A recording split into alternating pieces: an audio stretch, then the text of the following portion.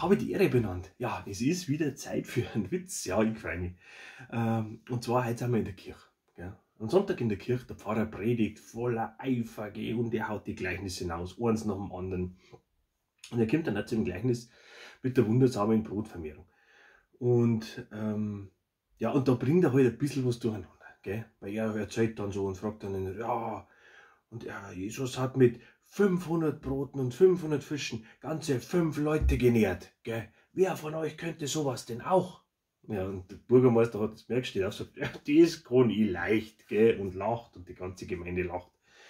Ja, und das ist im Nachhinein, ist es dem Pfarrer dermaßen zwider, dass ihn der Bürgermeister da so erwischt hat. Er denkt, dass ich passe nur auf Späti. Nächsten Sonntag Dirk hoch ist. Gell? Es ist wieder Sonntag. Der Pfarrer steht wieder und sagt, ja, mir ist der letzten Sonntag leider ein kleines Missgeschick unterlaufen bei meiner Predigt. Ja, ich möchte es nochmal richtig stellen. Also, er hat mit 5 Broten und 5 Fischen 500 Leute genährt. Ja, und jetzt frage ich euch, Bürgermeister, kannst du das auch? Bürgermeister steht auf und sagt, freilich, mir ist ja von letzter Woche ein Haufen Zeug überblieben.